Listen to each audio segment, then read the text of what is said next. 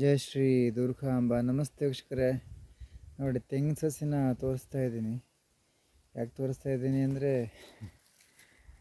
ಈ ಸರಿ ತೆಂಗಿನಕಾಯಿಗೆ ರೇಟ್ ಬಂದಿದ್ದು ನೋಡಿದ್ರೆ ತೆಂಗಿನಕಾಯಿ ಬೆಳೆಗಾರರಿಗಂತೂ ತುಂಬ ಖುಷಿ ವಿಚಾರನೇ. ನಾವು ಅಷ್ಟು ದೊಡ್ಡ ಬೆಳೆಗಾರರಲ್ಲ. ಏನೋ ಒಂದು ಎಕರೆ ಜಾಗದಲ್ಲಿ ಒಂದು 20 ತೆಂಗಿನ ಮರ ಇದೆ, ತೆಂಗಿನಕಾಯಿ ಬರುವಂಥದ್ದು. ಹಾಗೆ ತೆಂಗಿನಕಾಯಿ ರೇಟ್ ಬಂದಿದ್ದು ನೋಡಿ ನಾನು ಒಂದು ಸ್ವಲ್ಪ ಸಸಿಗಳನ್ನು ನೆಟ್ಟಿದ್ದೇನೆ. ನಿಮಗೆ ತೋರಿಸ್ತೇನೆ. ಒಂದು ಇಲ್ಲಿ ನೆಟ್ಟಿದ್ದೀನಿ, ಆಮೇಲೆ ಒಂದು 5ರಿಂದ 6 ಈ ವರ್ಷ ನೆಟ್ಟಿದ್ದೀನಿ. ಆಮೇಲೆ ಮತ್ತೊಂದು 5 ತೆಂಗಿನಕಾಯಿನ ನೀರೆಲ್ಲ ಹಾಕ್ತಾಯಿದ್ದೀನಿ. ಅದನ್ನು ಮೊಳಕೆ ತರಿಸಿ ದೊಡ್ಡ ಸೈಜ್ ಆದಮೇಲೆ ಮತ್ತೆ ನೆಡಬೇಕು. ನೋಡಿ, 2 ಗಿಡ.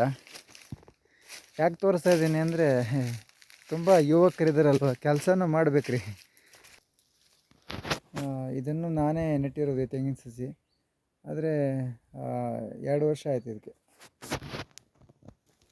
ಆಮೇಲೆ ಇಲ್ಲೊಂದು ನೆಟ್ಟಿದ್ದೀನಿ ನೋಡಿ.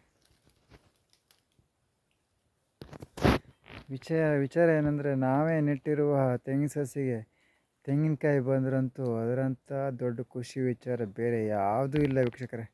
ನಾವು ಇವಾಗಿನ ಯುವಕರಿಗೆಲ್ಲ ಹೇಳೋದಿಷ್ಟೇ, ನೀವು ಒಂದು 5 ತೆಂಗಿನ ಸಸಿನಾದರೂ ನೆಡಿ, ನಿಮ್ಮ ಮನೆ ಖರ್ಚಿಗಾದರೂ ಆಗುತ್ತೆ.